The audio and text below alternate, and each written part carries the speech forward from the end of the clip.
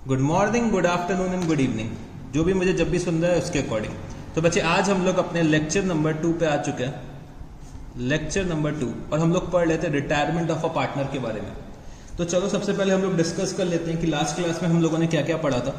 तो बच्चे रिटायरमेंट का मतलब क्या होता है कि हमारा जो एक एग्जिस्टिंग पार्टनर है वो फर्म छोड़ के जा रहा है। तो फर्म छोड़ने के बहुत सारे रीजंस होते हैं कि भाई वो बूढ़ा हो चुका है, तो एक होता है एज फैक्टर, एक होता है कि भाई बाकी पार्टनर से उसकी अंडरस्टैंडिंग बन नहीं रही है, बाकी पार्टनर से उसका डिस्प्यूट चल रहा है, तो इसीलिए वो पार्टनर जो है वो फर्म छोड़ के जा रहा है। तो बच्चे जब कभी भी पार्टनर फर्म छोड़ के जाता है तो फर्म में बहुत सारे एडजस्टमेंट्स हमें करने पड़ते हैं। हमें बच्चे फर्म का रिकॉन्स्टिट्यूशन करना पड़ता है, एक नए पार्टनरशिप डीड का ड्राफ्ट करना पड़ता है, एक नई पार्टनरशिप डीड बनती है, एक नई फर्म बनती है। ठीक है जी। तो हमें बहुत सारे एडजस्टमेंट्स करने पड़ते हैं। तो एडजस्टमेंट्स हम लोगों ने सीखे थे कि भाई रिटायरमेंट के केस में हम लोगों को एक तो नया प्रॉफिट शेयरिंग रेशियो कैलकुलेट करना पड़ता है, तो ये हम लोगों ने लास्ट क्लास में सीखा था। हमें गेनिंग रेशियो का कैलकुलेशन करना पड़ता है, तो ये भी हम लोगों ने लास्ट क्लास में सीख लिया था। फिर बच्चे हमें अपने एसेट्स और लायबिलिटीज का रीवैल्यूएशन करना पड़ता है, तो ये भी हमने लास्ट क्लास में देखा था। हमें बच्चे अपने रिजर्व्स, प्रॉफिट और लॉसेस को डिस्ट्रीब्यूट करना पड़ता है अपने एग्जिस्टिंग पार्टनर्स के बीच में, मतलब जो हमारे ओल्ड पार्टनर्स हैं उनके बीच में रिजर्व्स, प्रॉफिट और लॉसेस को डिस्ट्रीब्यूट करना पड़ता है। फिर बच्चे हमें क्या करना पड़ता है, गुडविल का वैल्यूएशन करना पड़ता है, और साथ ही साथ गुडविल का अकाउंटिंग ट्रीटमेंट करना पड़ता है। तो जो भी पार्टनर हमारा फर्म छोड़ के जा रहा है, फर्म को लीव कर रहा है, तो वो बच्चे अपना शेयर जो है वो सेक्रीफाइस कर रहा है, तो उसको उसकी गुडविल का शेयर मिलना चाहिए। तो जो भी उसका शेयर ऑफ गुडविल होगा उसका पेमेंट हम लोग रिटायरिंग पार्टनर को कर देंगे। तो गुडविल का हमें क्या करना चाहिए, वैल्यूएशन करना चाहिए। तो वैल्यूएशन भी हमने सीखा था एडमिशन के चैप्टर में, तो वैल्यूएशन तो बिल्कुल सेम है। और अकाउंटिंग ट्रीटमेंट हम लोगों ने लास्ट क्लास में देख लिया था कि भाई अकाउंटिंग ट्रीटमेंट हम लोगों को कैसे करना होता है। हम लोगों को गेनिंग पार्टनर के कैपिटल अकाउंट को डेबिट करना पड़ता है और सैक्रिफाइसिंग पार्टनर के कैपिटल अकाउंट को क्रेडिट करना पड़ता है। तो ये सब एडजस्टमेंट्स हम लोगों ने लास्ट क्लास में देखे थे। ठीक है जी। फिर हम लोगों ने लास्ट क्लास में ये भी देखा था कि भाई जो हमारे पार्टनर की लायबिलिटी होती है, जो हमारा पार्टनर रिटायर हो रहा है उसकी लायबिलिटी फर्म के लिए क्या रह जाती है। तो अगर मान लो मेरा जो पार्टनर है वो 31 मार्च को रिटायर हो रहा है, तो अप टू 31 मार्च जितनी भी लायबिलिटीज होंगी उसके लिए मेरे सारे के सारे पार्टनर्स लायबल होंगे, मतलब जितने भी मेरे ओल्ड पार्टनर्स हैं। फॉर एग्जांपल मेरे 3 पार्टनर्स हैं ए, बी एंड सी, तो up to 31 March A, B and C तीनों के तीनों लायबल होंगे जितने भी फर्म ने एक्ट्स कर रखे हैं। बट यहां पे जो सी रिटायर हो रहा है, सी चाहे तो अपने आप को फ्री कर सकता है पिछले डेप्ट से भी, मतलब 31 मार्च के पहले के डेप्ट से भी अपने आप को फ्री कर सकता है अगर ये ट्राई पार्टी एग्रीमेंट कर ले। ट्राई पार्टी एग्रीमेंट कर ले तो सी अपने आप को फ्री कर सकता है पास्ट डेप्ट से भी, और फ्यूचर डेप्ट से भी सी फ्री हो जाएगा अगर क्या कर दे, पब्लिक नोटिस दे दी जाए। पब्लिक नोटिस अगर दे दी जाए तो यहाँ पे जो हमारा रिटायरिंग पार्टनर है वो फ्यूचर डेप्ट से भी फ्री हो जाएगा, मतलब फ्यूचर के एक्ट्स के लिए भी लायबल नहीं होगा। अगर पब्लिक नोटिस नहीं देता है तो भाई सी फ्यूचर के एक्ट्स के लिए भी लायबल रहेगा। ये सब बातें हम लोगों ने लास्ट क्लास में समझी थी। ठीक है जी। तो चलो फिर आज की क्लास में हम लोग थोड़ा सा टॉपिक को और आगे लेकर चलते हैं। तो बच्चे अब हमें क्या करना है, फुल फ्लेजेड क्वेश्चंस पे जाना है। तो फुल फ्लेजेड क्वेश्चंस पे जाने से पहले मेरे को कुछ बातें करनी है आपसे।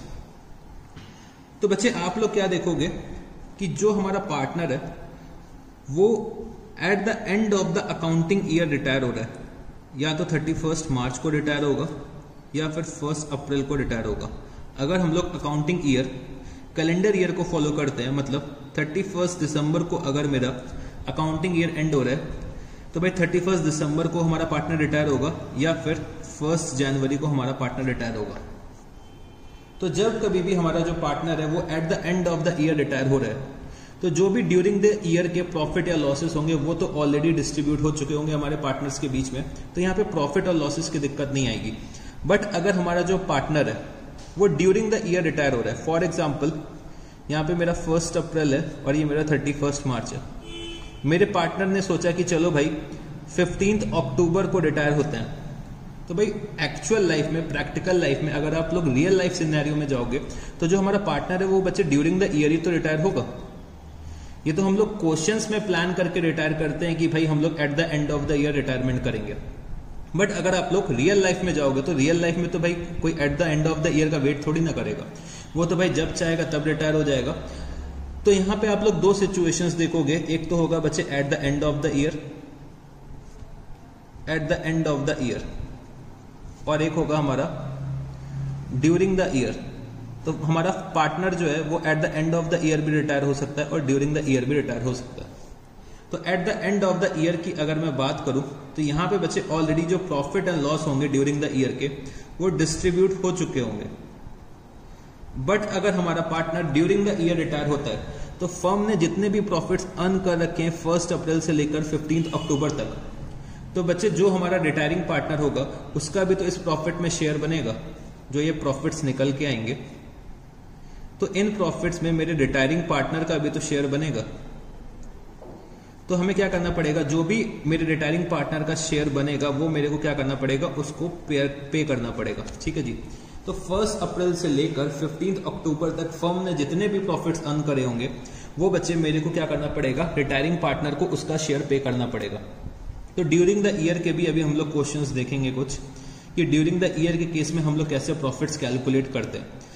और मैक्सिमम क्वेश्चंस में आप लोग देखोगे कि हमारा जो पार्टनर है वो at the end of the year retire हो रहा है, और हम लोग क्या करते हैं कि भाई at the end of the year है तो यहाँ पे हम लोग ऑलरेडी 31 मार्च को ट्रेडिंग और प्रॉफिट एंड लॉस अकाउंट बना चुके होंगे, profit and loss appropriation account बना चुके होंगे और प्रॉफिट्स को डिस्ट्रीब्यूट कर चुके होंगे।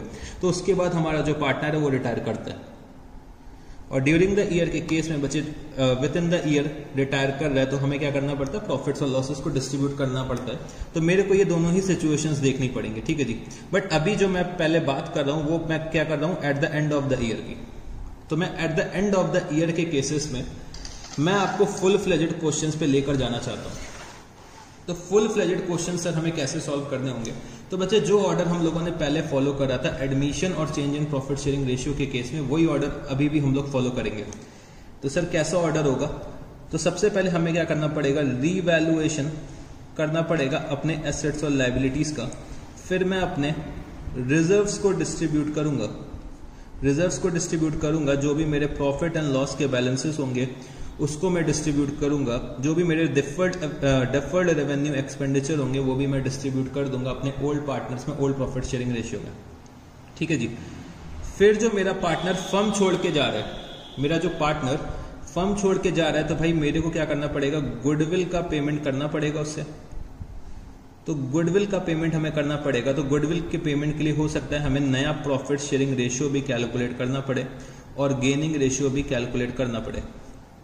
तो ये सब चीजें मेरे को करनी पड़ सकती हैं। तो सबसे पहले मैं रिवैल्यूएशन करूंगा, फिर मैं रिजर्व्स का ट्रीटमेंट करूंगा, फिर मैं गुडविल का पेमेंट करूंगा, गुडविल का वैल्यूएशन करूंगा, और इसके लिए मेरे को हो सकता है गेनिंग रेशियो कैलकुलेट करना पड़े, न्यू प्रॉफिट शेयरिंग रेशियो भी कैलकुलेट करना पड़ सकता है। तो बच्चे ये सब चीजें मेरे को करनी पड़ेंगी। फिर इसके अलावा अगर कुछ और पेमेंट हो रहा है मेरे रिटायरिंग पार्टनर को, अगर किसी और तरीके का पेमेंट हो रहा है, अदर पेमेंट हो रहा है,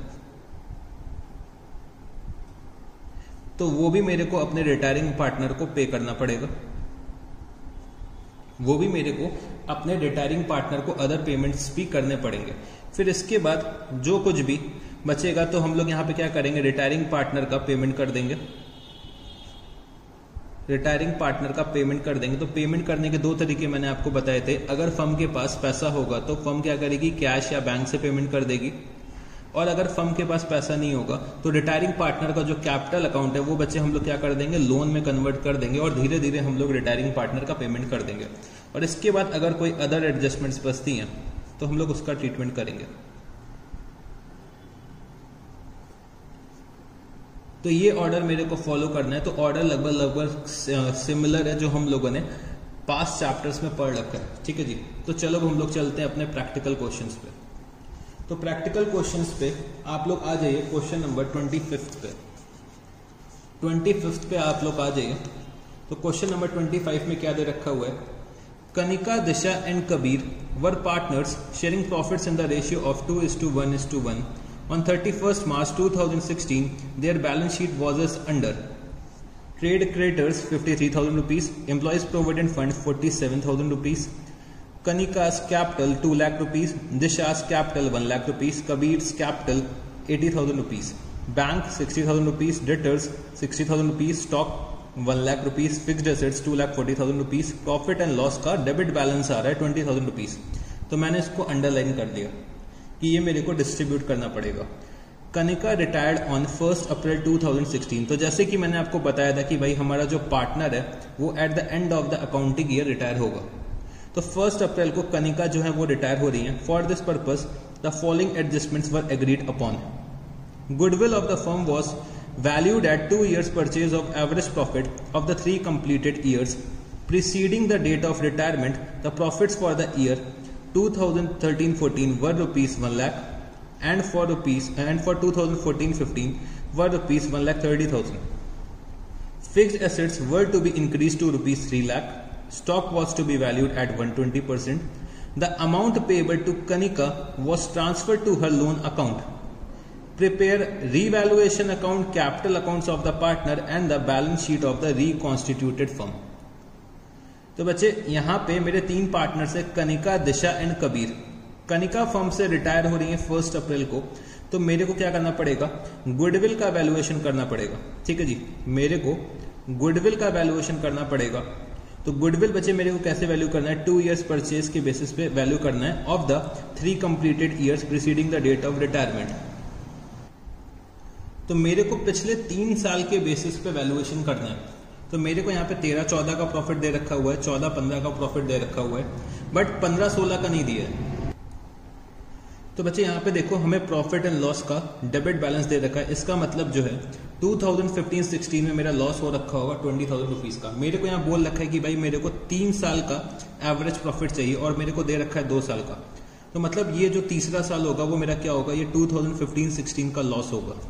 तो ये भी मेरे को कंसिडर करना पड़ेगा गुडविल के वैल्यूएशन के लिए। फिक्स्ड एसेट्स को मेरे को इंक्रीज करना है टू 3 लाख रुपीज, स्टॉक को मेरे को वैल्यू करना है एट 120%। तो मेरे को इस क्वेश्चन में रिवैल्यूएशन करना है।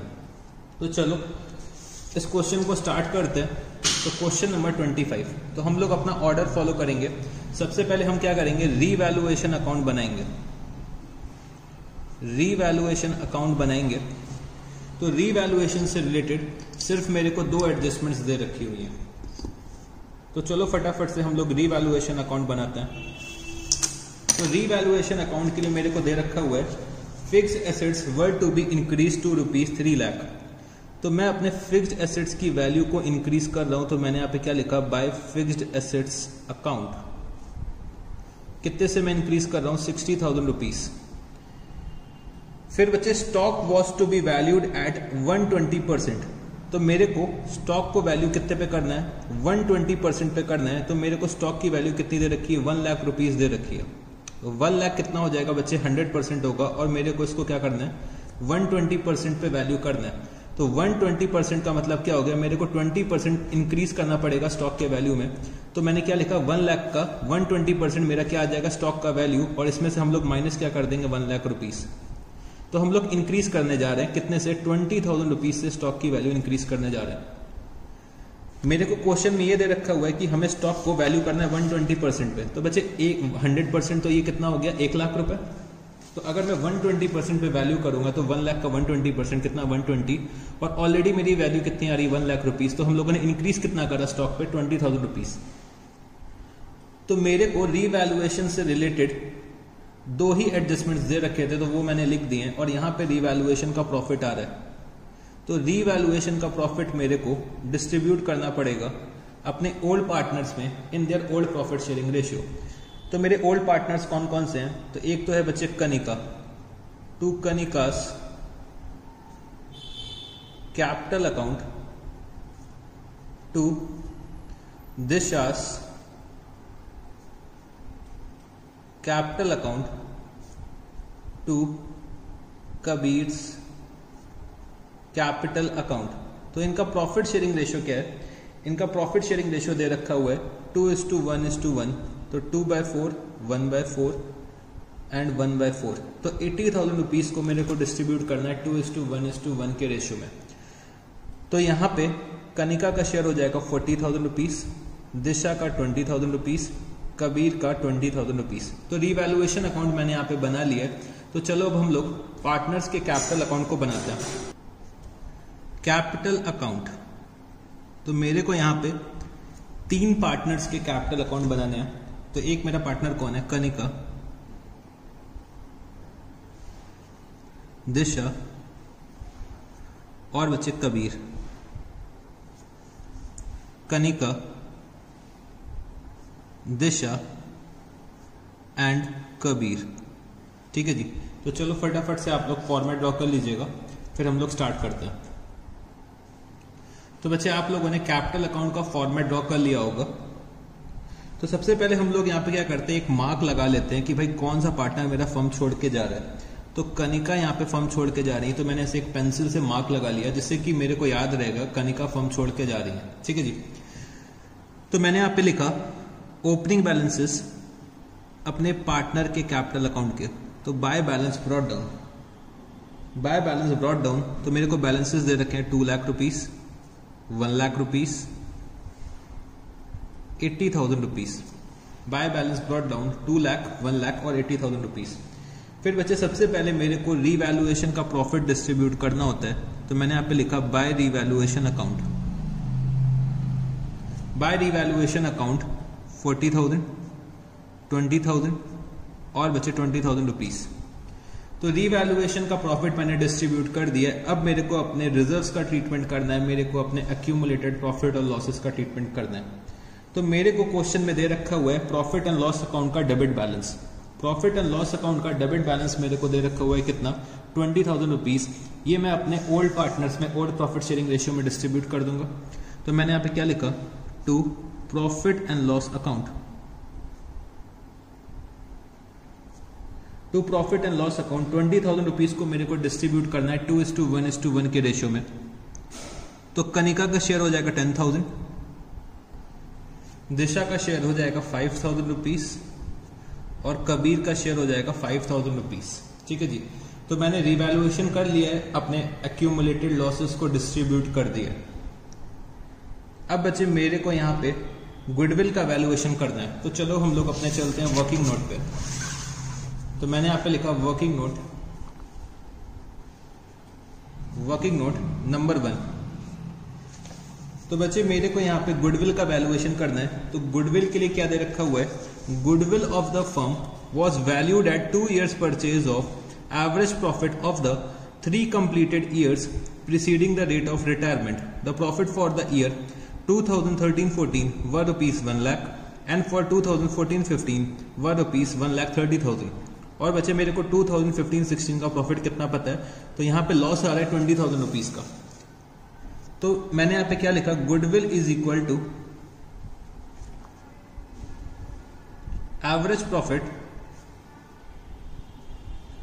Of 3 years into number of years of purchase. Average profit of 3 years मेरे को कैलकुलेट करना पड़ेगा।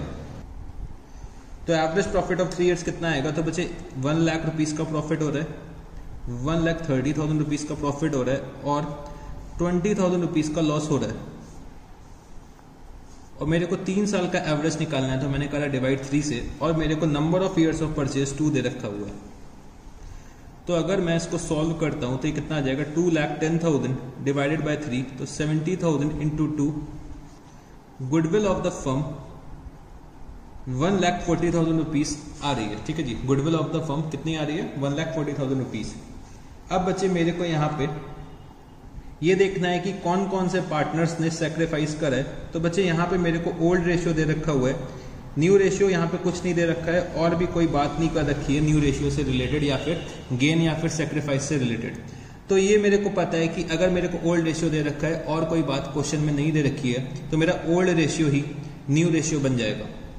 तो यहाँ पे अगर हम लोग देखते हैं कनिका, दिशा और कबीर का ओल्ड प्रॉफिट शेयरिंग रेशियो क्या है? 2:1 है।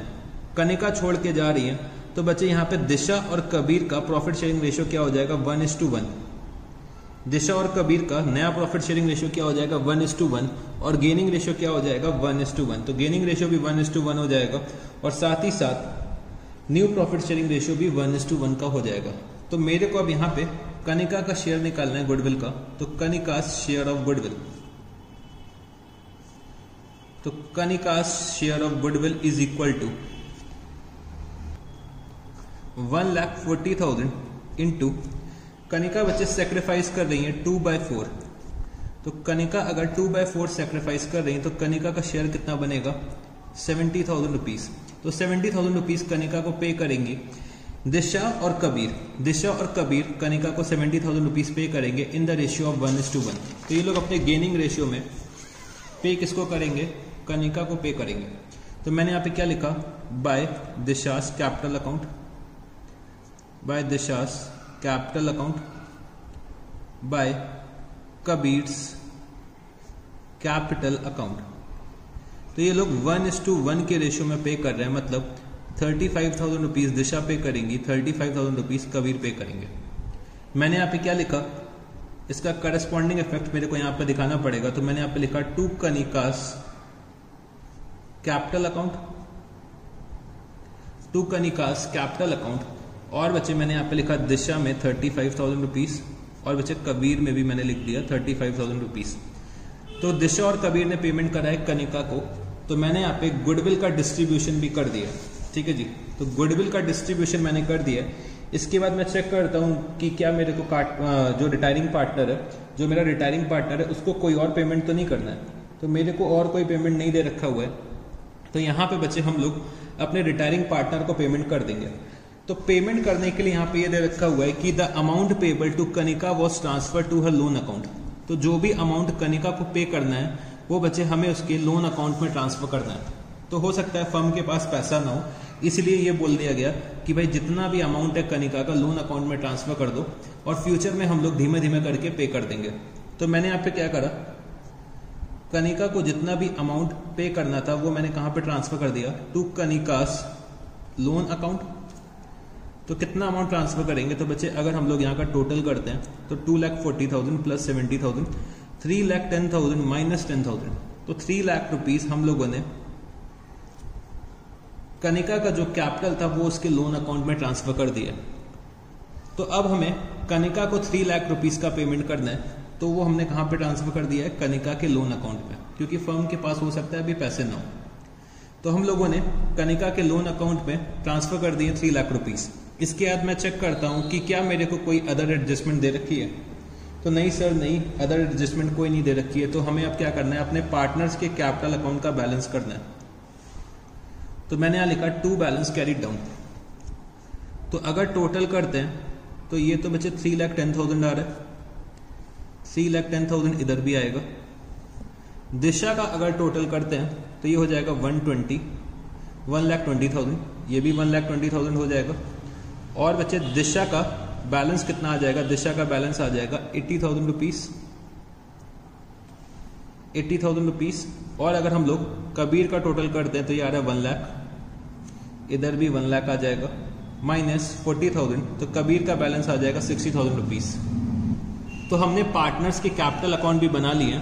अब मेरे को बैलेंस शीट बनानी है ऑफ द न्यू फर्म। तो बैलेंस शीट अब हमें बनानी है ऑफ द रिकॉन्स्टिट्यूटेड फर्म, या फिर मैं बोल सकता हूं balance sheet of the new firm. तो मैंने यहां पे लिखा balance sheet of new firm,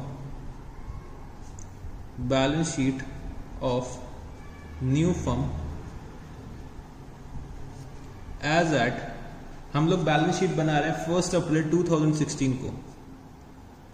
1 अप्रैल 2016 को हम लोग बैलेंस शीट बना रहे हैं।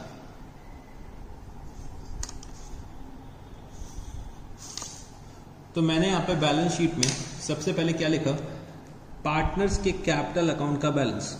तो कैपिटल अकाउंट, तो बच्चे मेरे 2 पार्टनर सब बचे रह गए।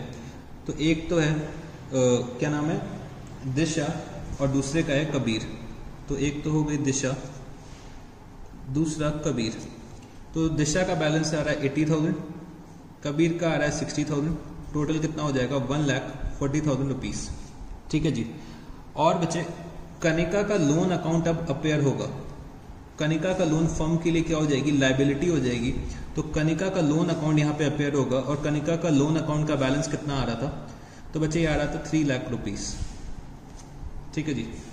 फिर बच्चे मैं अपने ओल्ड बैलेंस शीट को रेफर करूंगा for the purpose of preparation of new balance sheet.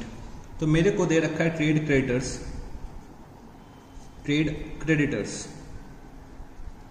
Trade creditors का अमाउंट है 53,000 rupees. Employees provident fund, employees provident fund, तो एम्प्लॉयज प्रोविडेंट फंड का बैलेंस दे रखा है 47,000 रुपीज। फिर मैंने यहां लिखा बैंक अकाउंट, तो बैंक के बैलेंस में कोई चेंज नहीं होगा क्योंकि हम लोगों ने ना ही कोई पेमेंट करी है और ना ही हम लोगों ने कुछ एडिशनल पेमेंट रिसीव करी है।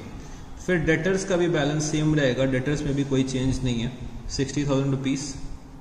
स्टॉक बचे हम लोगों ने रीवैल्यू करा था अपवर्ड इवैल्यूएशन करा है और मेरे स्टॉक की वैल्यू कितनी आ रही थी 1,20,000 रुपीज। फिक्स्ड एसेट्स को भी बचे हम लोगों ने इंक्रीज करा है, तो फिक्स्ड एसेट्स की वैल्यू कितनी हो जाएगी 3 लाख रुपीज। और हम लोग प्रॉफिट एंड लॉस अकाउंट के डेबिट बैलेंस को डिस्ट्रीब्यूट कर चुके हैं। तो मेरे ख्याल से हम लोगों ने सारे के सारे आइटम्स बैलेंस शीट में लिख लिए हैं, तो चलो बैलेंस शीट का टोटल करते हैं। तो बच्चे मेरे लाइबिलिटी साइड का टोटल आ रहा है 5,40,000 रुपीज और अगर मैं अपने एसेट साइड का टोटल करता हूं तो ये भी मेरा 5,40,000 रुपीज आ रहा है। तो अगर हम लोगों ने सब कुछ सही कर रखा है तो हमारी जो बैलेंस शीट है वो बच्चे एक बार में टैली हो जाएगी। तो यहाँ पे बच्चे हमने क्वेश्चन नंबर 25 सॉल्व कर लिया। तो हम लोग सेम पैटर्न में सॉल्व कर रहे हैं क्वेश्चंस जैसे हम लोगों ने एडमिशन में सीखा था। इसीलिए मैंने आपसे बोला था कि भाई एडमिशन बहुत अच्छे से पढ़ो, आप लोगों को change in profit sharing ratio, retirement ऐसे ही कवर हो जाएगा। तो हम लोग सेम ऑर्डर से चल रहे हैं, सब कुछ सेम तरीके से कर रहे हैं। डिवैल्यूएशन सबसे पहले मेरे को करना होता है, फिर रिजर्व्स का ट्रीटमेंट करना होता है, फिर गुडविल का वैल्यूएशन और डिस्ट्रीब्यूशन करना होता है, फिर मेरे को रिटायरिंग पार्टनर का पेमेंट करना होता है और उसके बाद अगर कोई अदर एडजस्टमेंट दे रखी होती है तो मेरे को उसका भी ट्रीटमेंट करना पड़ता है। तो अगर हम लोग अपने ऑर्डर को फॉलो करेंगे तो मेरे ख्याल से कोई भी क्वेश्चन आप गलत नहीं करोगे और हमारी जो बैलेंस शीट है वो भी एक बार में टैली करेगी। तो चलो हम लोग चलते हैं अपने नेक्स्ट क्वेश्चन पे। तो बच्चे क्वेश्चन नंबर 27, क्वेश्चन नंबर 27 में हमें क्या दे रखा हुआ है, NSNG were partners in a firm sharing profit and losses in the ratio of 2:3:5. On 31st March 2016, their balance sheet was as under: creditors 1,65,000 rupees, general reserve 90,000 rupees. तो general reserve को मैंने अंडरलाइन कर लिया। Capitals NSNG 2,25,000 rupees, 3,75,000 rupees, 4,50,000 rupees, total कितना हो गया 10,50,000 rupees. Cash 1,20,000 rupees, debtors 1,35,000, less provision for doubtful debts 15,000 rupees. तो net debtors कितने हो गए 1,20,000 rupees, stock 1,50,000 rupees, machinery 4,50,000 rupees, patents 90,000 rupees, building 3 lakh rupees. Profit and loss account का debit balance आ रहा है 75,000 rupees. Ji retired on the above date, ये date हो जाएगा बच्चे, G retired on the above date and it was agreed that debtors of rupees 6,000 will be written off as bad debts and a provision for 5% on debtors for bad and doubtful debts will be maintained. Patents will be completely written off and stock, machinery and building will be depreciated by 5%. An unrecorded creditor of rupees 30,000 will be taken into account. NNS will share the future profits in 2:3 ratio. Goodwill of the firm on G's retirement was valued at rupees 90,000. Pass necessary journal entries for the above transactions in the books of the firm on G's retirement. तो बच्चे मेरे यहाँ पे 3 partners हैं NSNG जो profit share करते हैं इन the ratio of 2:3:5।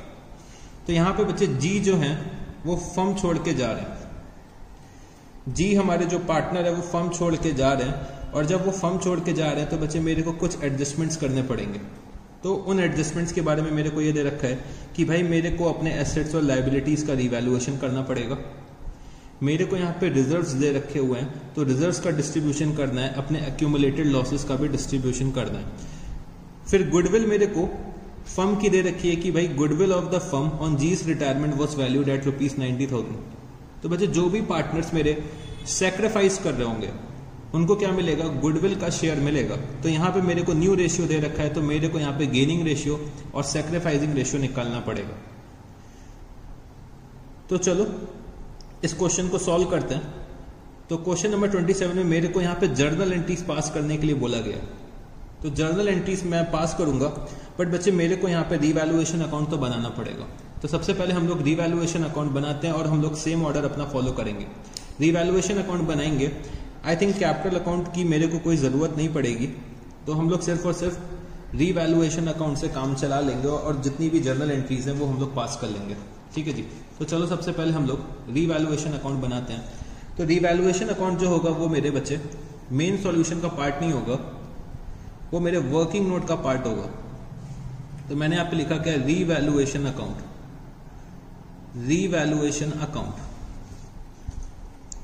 तो रीवैल्यूएशन अकाउंट को हम लोग डेबिट करेंगे अगर हमें दुख होगा और हम लोग क्रेडिट करेंगे अगर हमें खुशी होगी। ठीक है जी। तो चलो रीवैल्यूएशन अकाउंट बनाते हैं। तो मेरे को दे रखा हुआ है debtors of ₹6,000 will be written off as bad debts and a provision of 5% on debtors for bad and doubtful debts will be maintained. तो बच्चे मेरे को क्वेश्चन में ये दे रखा हुआ है कि मेरे जो ₹6,000 के डेटर्स थे वो बच्चे बैड हो गए। तो बैड होने के लिए मैंने क्या कर रखा है, प्रोविजन बना रखा है। 15,000 रुपए का प्रोविजन ऑलरेडी हम लोगों ने मेंटेन कर रखा है। हम लोगों ने ये प्रोविजन क्यों बनाया था कि अगर कोई डेटर्स बैड हो जाते हैं तो हम लोग उससे प्रोविजन से मीट आउट करेंगे। तो ये 6,000 रुपए के बैड डेब्ट्स जो हो रहे हैं वो बच्चे हम लोग प्रोविजन से मीट आउट कर लेंगे। ठीक है जी। फिर मेरे को ये बोला गया है कि अ provision of 5% on debtors for bad and doubtful debts will be maintained. तो इसके लिए मैं यहाँ पे क्या करता हूँ, एक वर्किंग नोट नंबर 2 बनाता हूँ। ठीक है जी। तो मैंने यहाँ पे लिखा डेटर्स। डेटर्स मेरे अपियर कितने हो रहे हैं, 1,35,000 रुपीज। बैड डेब्ट्स मेरे कितने हो गए, बैड डेब्ट्स मेरे हो गए 6,000 रुपीज के। तो मेरे पास अब डेटर्स कितने बचे, 1,29,000 रुपीज के, और 1,29,000 रुपीज पे मेरे को प्रोविजन बनाना है। तो मैंने यहाँ लिखा required provision, required provision at the rate of 5%। तो अगर हम लोग 1,29,000 का 5% निकालते हैं तो ये आ रहा है मेरा 6,450। 6,450 का प्रोविजन रिक्वायर्ड है, बट एक्चुअली मेरे बुक्स ऑफ अकाउंट्स में अभी प्रोविजन कितना अपीयर हो रहा है। तो हमने यहाँ पे लिखा एक्चुअल प्रोविजन जो अभी मेरे बुक्स ऑफ अकाउंट्स में चल रहा है। तो बच्चे 15,000 रुपए का प्रोविजन मेरे बुक्स ऑफ अकाउंट्स में चल रहा था और 6,000 रुपए की बैड डेब्ट्स मैंने इस प्रोविजन से मीट आउट करी। तो मेरे पास अब प्रोविजन कितना बचेगा, 9,000 रुपीज का प्रोविजन बचेगा। बच्चे रिक्वायर्ड प्रोविजन कितना है, 6,450, और मेरा एक्चुअल प्रोविजन चल कितना रहा है, 9,000 रुपीज का। तो हमारा जो प्रोविजन है वो हम लोगों ने एक्सेस क्रिएट कर रखा है। तो मेरे को क्या करना पड़ेगा, प्रोविजन का रिवर्सल करना पड़ेगा। तो मैंने यहाँ पे निकाला कि बच्चे excess provision made, excess provision जो हम लोगों ने ऑलरेडी बना रखा है तो उसका मेरे को क्या करना पड़ेगा, रिवर्सल करना पड़ेगा। तो मैंने यहाँ लिखा एक्सेस प्रोविजन मेड। तो 9,000 माइनस 6,450, तो एक्सेस प्रोविजन मेरा यहाँ पे कितना निकल के आएगा, एक्सेस प्रोविजन मेरा आ जाएगा 2,550। तो मेरे को 2,550 रुपीज का रिवर्सल करना है प्रोविजन का। तो जब हम लोग प्रोविजन बनाते थे तब हम लोग क्या करते थे, रिवैल्यूएशन अकाउंट में डेबिट करते थे। अब मेरे को रिवर्सल करना है तो मैं यहाँ पे क्या करूंगा, मैं रिवैल्यूएशन अकाउंट में इसको क्रेडिट कर दूंगा। तो मैंने यहाँ पे लिखा by provision for doubtful debts 2,550, और मैंने ब्रैकेट में लिख दिया रिवर्सल। तो हम लोगों ने यहाँ पे डेटर्स और प्रोविजन का ट्रीटमेंट कर लिया, जो मतलब हमारी बैड डेट्स दे रखी थी और प्रोविजन के बारे में दे रखा था उसका ट्रीटमेंट कर लिया। अब मेरे को दे रखा है patents will be completely written off and stock machinery and building will be depreciated by 5%। तो बच्चे मेरे को पेटेंट्स को राइट ऑफ करना है। तो पेटेंट्स का अमाउंट मेरे को दे रखा है 90,000 रुपीज। तो मेरे को पूरे के पूरे पेटेंट्स राइट ऑफ करने हैं। तो 2 पेटेंट्स 90,000 रुपीज। फिर बच्चे मेरे को स्टॉक मशीनरी और बिल्डिंग को डेप्रिशिएट करना है 5%। तो मैंने यहाँ पे लिखा 2 stock account, 2 machinery account, 2 building account. तो मेरे को तीनों ही एसेट्स को 5% से डेप्रिशिएट करना है। तो स्टॉक की वैल्यू आ रही है 1,50,000 रुपीज। तो 1,50,000 का अगर हम लोग 5% निकालते हैं तो ये कितना आ जाएगा, 7,500 रुपीज। मशीनरी की वैल्यू आ रही है 4,50,000। 4,50,000 का अगर हम लोग 5% निकालते हैं तो ये आ जाएगा 22,500। बिल्डिंग का अमाउंट आ रहा है 3 लाख रुपीज। तो 3 लाख का अगर हम लोग 5% निकालेंगे तो ये आ जाएगा 15,000 रुपीज़। तो हम लोगों ने यहाँ पे स्टॉक, मशीनरी एंड बिल्डिंग को भी डेप्रिशिएट कर दिया है। उसके बाद मेरे को दे रखा हुआ है an unrecorded creditor of ₹30,000 will be taken into account. तो बच्चे मेरे को पता चला कि भाई मेरे एक 30,000 रुपए के क्रेडिटर थे जो अभी तक हम लोगों ने अपने बुक्स ऑफ अकाउंट्स में रिकॉर्ड नहीं करे। तो बच्चे मेरी यहाँ पे लाइबिलिटी इंक्रीज हो रही है, तो मेरे को क्या होगा, दुख होगा। तो मैंने यहाँ पे क्या लिखा, टू क्रेडिटर्स अकाउंट। तो 30,000 रुपीज के मेरे क्रेडिटर थे जो अभी तक मैंने रिकॉर्ड नहीं करे, तो मैंने अब उनको रिकॉर्ड भी कर लिया। तो मेरे रिवैल्यूएशन से रिलेटेड बच्चे मेरे को इतने ही एडजस्टमेंट्स दे रखे थे जो मैंने यहाँ पे लिख लिया। तो मेरा यहाँ पे रिवैल्यूएशन पे लॉस निकल के आएगा, रिवैल्यूएशन का लॉस निकल के आएगा। तो रिवैल्यूएशन का लॉस मेरे को अपने ओल्ड पार्टनर्स में डिस्ट्रीब्यूट करना पड़ेगा। तो मैंने यहाँ पे लिखा by N's capital account, by S capital account, by G capital account. इनका प्रॉफिट शेयरिंग रेशियो दे रखा हुआ है 2:3:5, मतलब 2/10, 3/10 और बचे 5/10। तो अगर मैं डेबिट साइड का टोटल करता हूं तो डेबिट साइड का टोटल कितना आ जाएगा, 90,000 प्लस 7,500 प्लस 22,500 प्लस 15,000 प्लस 30,000। तो ये टोटल आ रहा है 1,65,000 रुपीज। 1,65,000 रुपीज का टोटल आ रहा है। तो यहां का भी यही टोटल आएगा, 1,65,000 माइनस 2,550 करता हूं अगर मैं, तो मेरा रिवैल्यूएशन प्रॉफिट आ रहा है 1,62,450 रुपीज, जो मेरे को डिस्ट्रीब्यूट करना है इन द रेशियो ऑफ 2:3:5। तो चलो हम लोग इसको डिस्ट्रीब्यूट करते हैं। तो यहां पे n का शेयर आ रहा है 32490, s का शेयर आ जाएगा 48735, g का शेयर आ जाएगा 81225। तो बच्चे हम लोगों ने यहाँ पे रीवैल्यूएशन लॉस को डिस्ट्रीब्यूट कर दिया अपने पार्टनर्स के बीच में, ठीक है जी, in the old profit sharing ratio. तो रीवैल्यूएशन अकाउंट हम लोगों ने बना लिया है। तो चलो हम लोग जर्नल एंट्रीज पास करते हैं। जर्नल एंट्रीज पास करते हैं क्योंकि क्वेश्चन में हमें बोल रखा है जर्नल एंट्रीज पास करने के लिए। Journal entries, journal entries, particulars, LF number, amount और बच्चे अमाउंट। तो फटाफट से फॉर्मेट ड्रॉ करिएगा, हम लोग स्टार्ट करते हैं। तो चलो बच्चे जर्नल एंट्रीज पास करते हैं। तो सबसे पहले मेरे को रीवैल्यूएशन अकाउंट डेबिट करना पड़ेगा। तो मैंने यहां लिखा रीवैल्यूएशन अकाउंट डेबिट। तो रीवैल्यूएशन अकाउंट हम लोग डेबिट कर रहे हैं। और बच्चे मैं रीवैल्यूएशन अकाउंट में क्या क्या डेबिट कर रहा हूं, तो यहां पे बच्चे मेरे को पेटेंट्स को डेबिट करना है, स्टॉक, मशीनरी और बिल्डिंग को भी डेबिट करना है।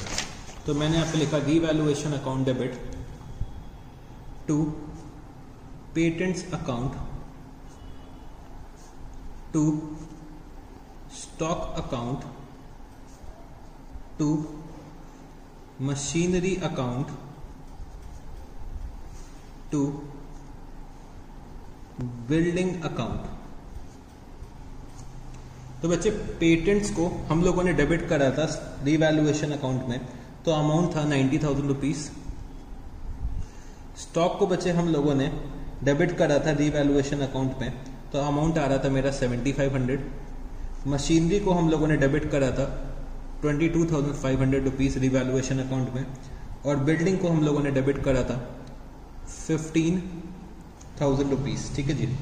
तो अगर मैं इसका टोटल करता हूं तो टोटल कितना आ जाएगा। तो बच्चे मेरे से एक चीज और छूट गई है, हम लोगों ने क्रेडिटर्स को भी डेबिट करा था। तो मैंने यहाँ पे लिखा क्रेडिटर्स अकाउंट। क्रेडिटर्स को हम लोगों ने डेबिट करा था 30,000 रुपीज से रीवैल्यूएशन अकाउंट में।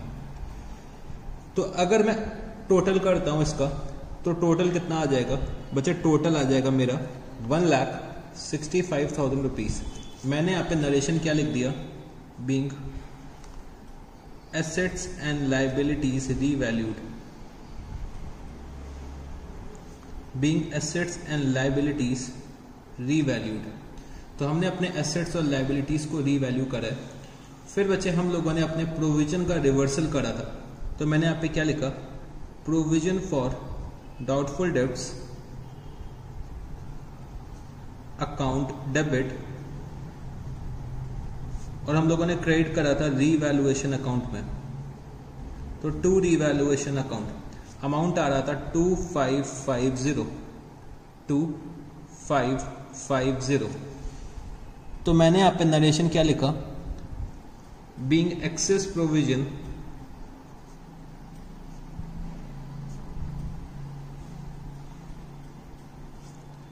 Return back, being excess provision return back. फिर बच्चे मेरे को अपना रीवैल्यूएशन का लॉस डिस्ट्रीब्यूट करना पड़ेगा। तो रीवैल्यूएशन का लॉस आ रहा था मेरा 1,62,450। तो बच्चे ये मेरे को अपने ओल्ड पार्टनर्स में डिस्ट्रीब्यूट करना है। तो मैंने यहाँ पे लिखा N's capital account debit, S capital account debit, जी's capital account debit to revaluation account, to revaluation account. तो 162,450, और ये मेरे को डिस्ट्रीब्यूट करना है इन द रेशियो ऑफ 2:3:5। तो यहां पे एन का शेयर आ रहा था 32,490, एस का शेयर आ रहा था 48735, और बच्चे जी का शेयर आ रहा था 81225। मैंने यहाँ पे नरेशन क्या लिखा, being loss on revaluation distributed, being loss on revaluation distributed. तो बच्चे मैंने अपना रिवैल्यूएशन अकाउंट से रिलेटेड, रिवैल्यूएशन अकाउंट से रिलेटेड जितनी भी एंट्रीज थी वो मैंने यहाँ पे पास कर दी है। अब बच्चे मेरे को अपना रिजर्व डिस्ट्रीब्यूट करना है, अपना एक्यूमुलेटेड लॉस डिस्ट्रीब्यूट करना है। तो मेरे को जर्नल रिजर्व दे रखा हुआ है, तो मैंने यहाँ पे जर्नल रिजर्व अकाउंट डेबिट करा, जर्नल रिजर्व अकाउंट डेबिट, और मेरे को क्रेडिट करना पड़ेगा पार्टनर्स के कैपिटल अकाउंट को। तो मैंने यहाँ लिखा to N's capital account, to S capital account, to जी's capital account,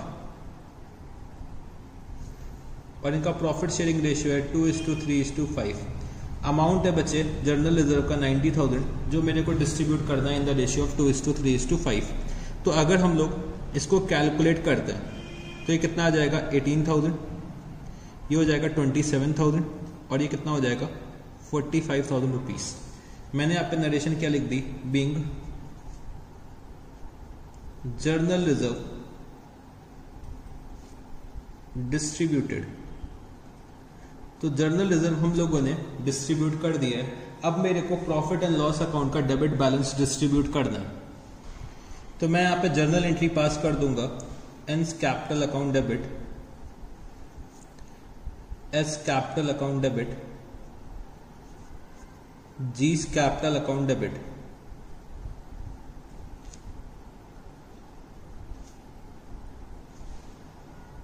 to profit and loss account, to profit and loss account. तो प्रॉफिट एंड लॉस अकाउंट का बैलेंस आ रहा है 75,000 रुपीज। ये मेरे को डिस्ट्रीब्यूट करना है 2:3:5 के रेशियो में। तो अगर हम लोग इसको डिस्ट्रीब्यूट करते हैं तो ये मेरा आ जाएगा 15,000, ये आ जाएगा मेरा 22,500, और ये मेरा कितना आ जाएगा 37,500 रुपीज। मैंने यहाँ पे क्या लिखा, बीइंग accumulated losses distributed। तो बच्चे मैंने अपना रीवैल्यूएशन का ट्रीटमेंट कर लिया है, रिजर्व्स और accumulated losses का भी ट्रीटमेंट कर लिया है। अब बच्चे मेरे को यहाँ पे गुडविल का ट्रीटमेंट करना है। तो goodwill of the firm on जी's रिटायरमेंट वॉज वैल्यूड एट ₹90,000। तो गुडविल ऑफ द फर्म दे रखी हुई है, तो जी का शेयर तो हम लोग निकाल लेंगे, बट बच्चे मेरे को ये पता होना चाहिए कि कौन सा पार्टनर गेन कर रहा है और कौन सा पार्टनर सेक्रीफाइस कर रहा है। तो यहां पे अगर आप लोग देखोगे तो यहां पे एन एस एंड जी का ओल्ड प्रॉफिट शेयरिंग रेशियो दे रखा हुआ है 2:3:5, और इनका न्यू रेशियो क्या दे रखा हुआ है 2:3, मतलब अगर मैं ओल्ड रेशियो भी देखूं तो 2:3 था एन और एस का, और न्यू रेशियो भी 2:3 है। तो बच्चे यहाँ पे जो सैक्रिफाइस रेशियो होगा, या फिर मैं कह सकता हूं जो यहाँ पे गेन रेशियो होगा, सैक्रिफाइस रेशियो तो बच्चे क्या आएगा, सैक्रिफाइस सिर्फ और सिर्फ जी ने करा है, कितना सैक्रिफाइस करा है 5/10। और बच्चे यहाँ पे गेन कौन कर रहे हैं, गेन कर रहे हैं एन और एस, और जब इनका न्यू रेशियो और ओल्ड रेशियो सेम है तो इनका गेन रेशियो भी सेम होगा। न्यू रेशियो और ओल्ड रेशियो सेम है तो इनका गेन रेशियो भी सेम होगा, मतलब 2:3 का इनका गेन का रेशियो होगा। ठीक है जी। तो चलो हम लोग गुडविल को डिस्ट्रीब्यूट करते हैं इन द रेशियो ऑफ 2:3। तो यहाँ पे जी का शेयर कितना निकल के आएगा भाई, जी सेक्रीफाइस कर रहे हैं तो जी को तो पेमेंट करना पड़ेगा, तो जी को पेमेंट करना पड़ेगा भाई, जी को पेमेंट करना पड़ेगा। कौन पेमेंट करेगा, एन और एस जी को पेमेंट करेंगे। तो जी का अगर मैं शेयर निकालता हूं तो value of the goodwill of the firm कितना दे रखा हुआ है मेरे को, 90,000 रुपीज, और जी ने सेक्रीफाइस करा है 5/10। तो यहां पे जी का शेयर कितना बनेगा गुडविल का, 45,000 रुपीज। तो 45,000 रुपीज का पेमेंट किसको मिलेगा, जी को मिलेगा। और कौन इनको पेमेंट करेंगे, तो बच्चे इनको पेमेंट करेंगे एन और एस, एन और एस इनको पेमेंट करेंगे in their gaining ratio, in their gaining ratio N और एस जी को पेमेंट करेंगे 45,000 रुपीज का, और इनका गेनिंग रेशियो क्या है 2:3। तो एन का शेयर आ जाएगा 18,000 रुपीज, एस का आ जाएगा 27,000 रुपीज। तो मैं यहां पे क्या लिख सकता हूं, being share of goodwill, being share of goodwill distributed, being share of goodwill distributed. तो बच्चे हम लोगों ने यहाँ पे गुडविल का भी ट्रीटमेंट कर लिया है। अब बच्चे यहाँ पे चेक करो कि क्या मेरे को कोई और एडजस्टमेंट दे रखा हुआ है रिटायरिंग पार्टनर से रिलेटेड। तो सर और कोई एडजस्टमेंट नहीं दे रखा हुआ है। तो बच्चे मेरे को अब क्या करना पड़ेगा, रिटायरिंग पार्टनर को पेमेंट करना पड़ेगा। अब अगर आप लोग क्वेश्चन देखोगे तो क्वेश्चन में ये मेंशन नहीं है कि हम लोग रिटायरिंग पार्टनर का पेमेंट कर रहे हैं, और ये भी नहीं मेंशन है कि हम लोग अमाउंट लोन अकाउंट में ट्रांसफर कर रहे हैं। अब सर हम इस सिचुएशन में क्या करें, देखो क्वेश्चन में दोनों ही बात नहीं दे रखी है। इन लोगों ने ये भी नहीं बताया कि हम लोग इनका पेमेंट कर रहे हैं, या फिर इन लोगों ने ये बता दिया होता मेरे को कि भाई इनका अमाउंट लोन में ट्रांसफर करना है तो हम लोग लोन पे ट्रांसफर कर देते। अगर ये लोग बोलते कि भाई हमने जी का पेमेंट कर देना है तो हम लोग जी का पेमेंट कर देते। बट क्वेश्चन इस बारे में साइलेंट है, क्वेश्चन साइलेंट है। क्वेश्चन ने मेरे को बताया ही नहीं कि जी का पेमेंट हो रहा है कि नहीं हो रहा है, या फिर हम लोग उनके लोन अकाउंट में ट्रांसफर कर रहे हैं कि नहीं कर रहे हैं। तो अगर बच्चे क्वेश्चन साइलेंट है और कुछ नहीं बता रखा है कि भाई पेमेंट हो रहा है कि नहीं हो रहा है, या फिर लोन अकाउंट में ट्रांसफर हो रहा है कि नहीं हो रहा है, कैपिटल अकाउंट का बैलेंस, तो बच्चे हमेशा हम लोग क्या करेंगे, लोन अकाउंट में ट्रांसफर करेंगे। जब तक पेमेंट के लिए बोलेगा नहीं तब तक हम लोग पेमेंट करेंगे नहीं। हम लोग क्या करेंगे, जी के कैपिटल अकाउंट को लोन अकाउंट में ट्रांसफर कर लेंगे। तो चाहो तो यहां पे आप लोग एक नोट लिख लो, यहां पे आप लोग एक नोट लिख लो, note, if the question is silent, if the question is silent regarding the payment of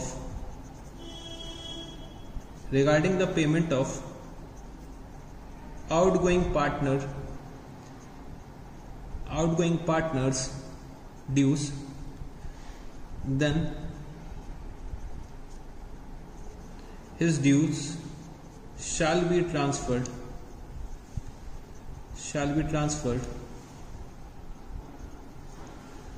to his loan account. ठीक है जी। तो अगर क्वेश्चन साइलेंट है और पेमेंट के बारे में नहीं बता रहा है कि हम लोग पेमेंट कर रहे हैं कि नहीं कर रहे हैं, या फिर लोन अकाउंट में ट्रांसफर कर रहे हैं कि नहीं कर रहे हैं, तो हमेशा हम लोग क्या करेंगे, हम लोग आउटगोइंग पार्टनर के ड्यूज आउटगोइंग पार्टनर के लोन अकाउंट में ट्रांसफर कर देंगे, आउटगोइंग पार्टनर के ड्यूज आउटगोइंग पार्टनर के लोन अकाउंट में ट्रांसफर कर देंगे। तो अब मेरे को क्या करना पड़ेगा, कैलकुलेशन करना पड़ेगा कि भाई आउटगोइंग पार्टनर का ड्यूज कितना बन रहा है, कितना पेमेंट हमें करना चाहिए था। तो जितना भी अमाउंट निकल के आएगा वो बच्चे हम लोग पूरा का पूरा जी के लोन अकाउंट में ट्रांसफर कर देंगे। अब मेरे को यहाँ पे कैलकुलेशन करना है, तो बच्चे कैलकुलेशन के लिए हम लोग क्या करते हैं, वर्किंग नोट पे आ जाते हैं, और मैंने यहाँ पे लिखा वर्किंग नोट नंबर 3। तो कैलकुलेशन के लिए या तो हम लोग कैपिटल अकाउंट बना लें, तो अभी मैं आपको कैपिटल अकाउंट भी बनाना सिखाऊंगा, बट अभी आप लोग क्या करो, एक वर्किंग नोट में काम चला लो। तो मैंने यहाँ पे लिखा कैलकुलेशन ऑफ जीज ड्यूज। तो मैंने यहाँ पे क्या लिखा, ओपनिंग कैपिटल जी की कितनी दे रखी हुई है बैलेंस शीट में, 4,50,000 रुपीज। और बच्चे रीवैल्यूएशन का लॉस आ रहा था, तो रीवैल्यूएशन लॉस मैंने यहाँ पे लिखा। तो जी का शेयर कितना था रीवैल्यूएशन लॉस में, तो जी का शेयर था 81225। ठीक है जी। फिर हम लोगों ने रिजर्व्स को डिस्ट्रीब्यूट करा था, तो रिजर्व्स में जी का शेयर कितना आ रहा था, रिजर्व्स में जी का शेयर आ रहा था 45,000 रुपीज। और बच्चे प्रॉफिट एंड लॉस अकाउंट का डेबिट बैलेंस आ रहा था, तो हम लोगों ने एक लॉस डिस्ट्रीब्यूट करा था 75,000 रुपीज का, उसमें जी का शेयर था 37,500 रुपीज। और बच्चे जी को यहाँ पे शेयर ऑफ गुडविल मिल रही है, तो शेयर ऑफ गुडविल का अमाउंट अभी आ रहा था, मैंने अभी कैलकुलेट करा था, कितना आ रहा था 45,000 रुपीज। तो बच्चे जी का ओपनिंग कैपिटल दिया हुआ है और ये सारे एडजस्टमेंट्स थे, तो अब जितना भी निकल के आएगा वो बच्चे जी का ड्यू होगा। तो अगर हम लोग जी का ड्यूस निकालना चाहते हैं तो मेरे को क्या करना पड़ेगा, 4,50,000 रुपीज में रीवैल्यूएशन लॉस लेस करना पड़ेगा। तो रीवैल्यूएशन लॉस 81225 लेस कर देंगे, इसमें ऐड कर देंगे 45,000 रुपीज रिजर्व्स का, 37,500 का लॉस लेस कर देंगे और बचे 45,000 rupees share of goodwill add कर देंगे। तो जी के ड्यूज कितने निकल के आ रहे हैं, 421,275। तो जी को पेमेंट करना पड़ेगा 421,275 का। तो मैंने यहाँ पे क्या लिखा कि भाई जी को हम लोग पेमेंट कर रहे हैं, तो हम लोग उनके लोन अकाउंट में ट्रांसफर कर रहे हैं, क्योंकि क्वेश्चन में मेरे को कुछ दे नहीं रखा हुआ है। तो मैं यहाँ पे जी के कैपिटल अकाउंट का बैलेंस उनके लोन अकाउंट में ट्रांसफर कर रहा हूँ। तो जी के कैपिटल अकाउंट को मैंने डेबिट करा और जी के लोन अकाउंट को मैंने क्रेडिट कर दिया, क्योंकि मैंने उनके ड्यूज को लोन में कन्वर्ट कर दिया, उनके कैपिटल को लोन में कन्वर्ट कर दिया। और अमाउंट अभी मैंने कैलकुलेट करा 421,275। और मैंने यहाँ पे वर्किंग नोट नंबर 3 लिख दिया। और मैं यहाँ पे नरेशन क्या लिख सकता हूँ, being amount due to G transferred to his loan account,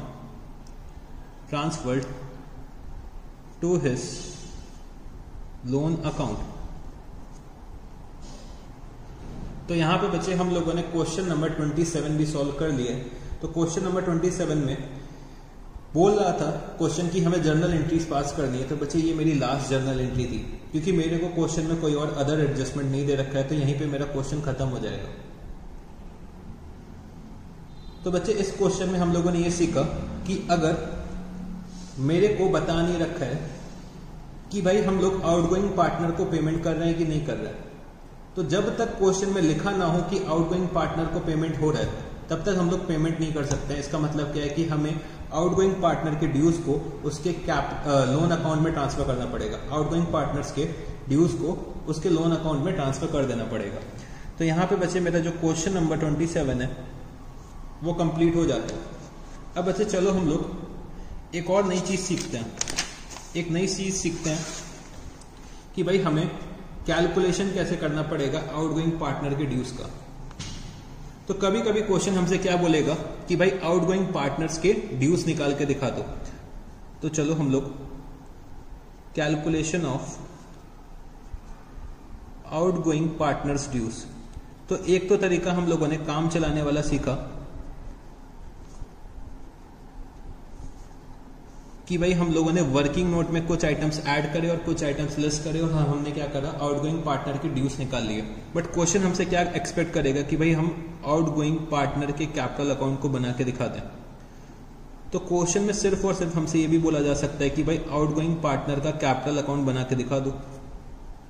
तो आउटगोइंग पार्टनर का अगर हमें कैपिटल अकाउंट बनाना है तो मेरे को मालूम होना चाहिए कि भाई आउटगोइंग पार्टनर को क्या क्या मिल रहा है और बच्चे क्या क्या उससे लिया जा रहा है। तो मैंने यहाँ पे क्या लिखा, बाय बैलेंस ब्रॉट डाउन।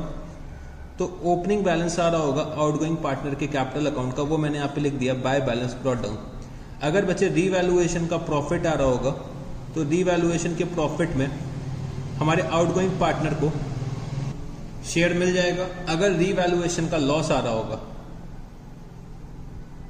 अगर रीवैल्यूएशन का लॉस आ रहा होगा तो हम लोग क्या करेंगे, पार्टनर के कैपिटल अकाउंट में डेबिट कर देंगे। तो मैंने यहां लिखा टू रीवैल्यूएशन अकाउंट और लॉस। अगर बच्चे मेरे रिजर्व्स होंगे तो रिजर्व्स में जो भी शेयर बनेगा आउटगोइंग पार्टनर का वो हम लोग डिस्ट्रीब्यूट कर देंगे, तो बाय जर्नल रिजर्व्स। और अगर मेरे कोई अक्यूमुलेटेड लॉसेस है तो उसका शेयर भी हम लोग क्या करेंगे, पार्टनर्स में डिस्ट्रीब्यूट कर देंगे। और अक्यूमुलेटेड प्रॉफिट है तो वो भी हम डिस्ट्रीब्यूट कर देंगे in their profit sharing ratio. तो यहाँ पे जितना भी मेरा प्रॉफिट शेयरिंग रेशियो होगा आउटगोइंग पार्टनर का, तो बच्चे उसके बेसिस में उसका शेयर यहाँ पे हम लोग लिख देंगे। फिर जो भी मेरा आउटगोइंग पार्टनर होगा उसको बच्चे क्या मिलेगा, शेयर ऑफ गुडविल मिलेगा। तो मैंने यहाँ पे लिखा by share of goodwill, by share of goodwill. तो इसके अलावा अगर मेरे पार्टनर को कुछ और भी मिलता है तो वो मैं क्या कर दूंगा, क्रेडिट कर दूंगा। जैसे कि अगर मेरा partner during the year retire हो रहा है तो भाई उसको शेयर ऑफ प्रॉफिट भी मिलेगा। तो मैंने यहां पे क्या लिख दिया, बाय शेयर ऑफ प्रॉफिट। ठीक है जी। फिर बच्चे अगर मेरा पार्टनर घर पे कोई एसेट्स लेकर जा रहा है तो मैंने यहां पे क्या लिख दिया, to assets account. To assets account हो सकता है मैं उसका पेमेंट थ्रू एसेट्स करूं, मतलब पेमेंट हम लोग कैश में भी कर सकते हैं, लोन अकाउंट में भी ट्रांसफर कर सकते हैं, और बच्चे हम लोग काइंड में भी कर सकते हैं। हो सकते हैं कि हम लोग बोल दें कि भाई ये फर्म में जो एसेट रखा हुआ है, आपने ये फर्म स्टार्ट करी थी तो एक बहुत पुराना कंप्यूटर आप लेकर आए थे, तो अब ये कंप्यूटर आप घर लेकर जा सकते हो। या फिर आपने क्या करा था, फर्म में मोटर व्हीकल का इंट्रोडक्शन करा था आज से 10 साल पहले, तो आप क्या करो कि ये मोटर व्हीकल अब आप घर लेकर चले जाओ। तो हम लोग क्या कर सकते हैं, पेमेंट जो है वो कैश में भी कर सकते हैं, काइंड में भी कर सकते हैं। तो मैंने यहाँ पे लिखा टू एसेट्स अकाउंट। और अगर हम लोग पेमेंट कर रहे हैं पूरा का पूरा तो मैं यहाँ पे क्या लिख सकता हूँ, टू बैंक अकाउंट। और अगर हम लोग पेमेंट नहीं कर रहे हैं तो मैं यहाँ पे क्या लिख सकता हूँ, लोन अकाउंट। तो हम लोग उनका लोन अकाउंट क्रिएट कर लेंगे। तो क्वेश्चन हमसे कभी कभी सिर्फ और सिर्फ आउटगोइंग पार्टनर का कैपिटल अकाउंट बनवा सकता है। तो आउटगोइंग पार्टनर का कैपिटल अकाउंट बच्चे मेरे को ऐसे बनाना पड़ेगा, और मेरे को अमाउंट कितना पे करना है आउटगोइंग पार्टनर को वो कैलकुलेट करना पड़ेगा। ठीक है जी। तो इंडिविजुअल क्वेश्चंस भी आ जाते हैं आउटगोइंग पार्टनर के कैपिटल अकाउंट बनाने के लिए। तो वो भी 5 से 7 नंबर या 8 नंबर का क्वेश्चन आ जाता है कि आउटगोइंग पार्टनर का कैपिटल अकाउंट बना के दिखा दो। तो बस मेरे को यहाँ पे क्या करना है कि भाई आउटगोइंग पार्टनर का जितना भी शेयर बन रहा है रीवैल्यूएशन में, रिजर्व्स में, एक्यूमुलेटेड लॉसेस में, एक्यूमुलेटेड प्रॉफिट्स में, वो मैं क्या करूंगा, उनको डिस्ट्रीब्यूट कर दूंगा। जो भी शेयर ऑफ गुडविल बन रहा है वो भी मैं क्या करूंगा, डिस्ट्रीब्यूट कर दूंगा। और बच्चे फिर मैं पेमेंट दिखा दूंगा। तो पेमेंट हो सकता है हो रही हो सकता है लोन अकाउंट में ट्रांसफर हो रहा हो। तो ये सब बातें बच्चे थी आउटगोइंग पार्टनर के कैपिटल अकाउंट से रिलेटेड। ठीक है जी। तो चलो अब हम लोग और क्वेश्चन सॉल्व करते हैं। तो अब हम लोग चलते हैं क्वेश्चन नंबर 30। तो बच्चे क्वेश्चन नंबर 30 में मेरे को क्या दे रखा हुआ है, X Y and Z are partners sharing profits in the ratio of 4:3:2। Their balance sheet as at 31st March 2018 stood as follows: creditors 24,140 rupees, capital account के बैलेंसेस दे रखे हुए हैं X Y and Z 12,000, 9,000, 6,000 rupees, total कितना हो जाएगा 27,000 rupees. Cash at bank 3,300 rupees, debtors 3,045 less provision for doubtful debts 105, तो ये कितना हो जाएगा 2,940। Stock 4,800, plant and machinery 5,100, land and building 15,000 rupees, Y's loan 20,000 rupees. फिर मेरे को दे रखा हुआ है Y having given notice to retire from the firm the following adjustments in the books of the firm were agreed upon, that the land and building be appreciated by 10%, that the provision for doubtful debts is no longer necessary since all the debtors are considered good, that the stock be appreciated by 20%, that the adjustment be made in the accounts to rectify a mistake previously committed whereby Y was credited in excess by rupees 810 while X and Z were debited in excess of rupees 420 and rupees 390 respectively. Goodwill of the firm be fixed at rupees 5,400 and Y share of the same be adjusted to that of X and Z who were going to share future profits in the ratio of 2:1. It was decided by X and Z to settle Y's account immediately on his retirement. You are required to show revaluation account, partners capital account and balance sheet of the firm after Y's retirement. तो बच्चे मेरे यहाँ पे 3 partners हैं X, Y और Z जो profit share कर रहे हैं इन द रेशियो ऑफ 4:3:2 और मेरे को यहाँ पे बैलेंस शीट दे रखी हुई है। तो बैलेंस शीट में मैंने एक खास बात नोट करी कि यहाँ पे Y का एक लोन चल रहा है। तो बच्चे Y का लोन चल रहा है और एसेट साइड में आ रहा है, मतलब फर्म को Y से रिसीव कितना करना है, 20,000 रुपीज फर्म को Y से रिसीव करना होगा। एसेट साइड आ रहा है तो फर्म का अगर एसेट है तो Y के लिए क्या हो जाएगी, लायबिलिटी हो जाएगी। तो फर्म को Y से कितना रिसीव करना है, 20,000 रुपीज रिसीव करना है। अब यहाँ पे Y ने नोटिस दिए कि वो रिटायर होना चाहते हैं। तो बच्चे जब कभी भी Y रिटायर होंगे, मेरा कोई एक पार्टनर रिटायर होगा तो मेरे को बहुत सारी एडजस्टमेंट्स करनी पड़ती है। तो मेरे को यहाँ पे रीवैल्यूएशन से रिलेटेड एडजस्टमेंट्स दे रखी हुई हैं कि भाई लैंड एंड बिल्डिंग को अप्रिशिएट करना है, प्रोविजन फॉर डाउटफुल डेब्ट्स को मेरे को अब खत्म कर देना है, स्टॉक बी अप्रिशिएटेड बाय 20%, ठीक है जी। और एक कोई रेक्टिफिकेशन ऑफ एरर का भी पॉइंट दे रखा हुआ है, तो मैंने इसको भी अलग से टिक मार्क कर लिया कि ये मेरी एक अदर एडजस्टमेंट हो गई। फिर यहाँ पे दे रखा है कि भाई goodwill of the firm is fixed at ₹5,400 और बच्चे फ्यूचर प्रॉफिट शेयरिंग रेशियो दे रखा हुआ है 2:1 का। और X और Z ने ये डिसाइड करा कि भाई Y का जो अकाउंट जो बैलेंस निकल के आएगा, जो भी कैपिटल का बैलेंस निकल के आएगा वो इमीडिएटली सेट ऑफ कर देंगे, मतलब इमीडिएटली क्या करेंगे, पेमेंट कर देंगे जो भी बैलेंस निकल के आएगा। तो यहाँ पे क्या लिखा है कि भाई हमें रिवैल्यूएशन अकाउंट बनाना है, पार्टनर का कैपिटल अकाउंट बनाना है और balance sheet of the firm after wise retirement बनानी है, ठीक है जी। तो चलो फिर हम लोग इस क्वेश्चन को स्टार्ट करते हैं। तो हम लोग अपने ऑर्डर को फॉलो करेंगे।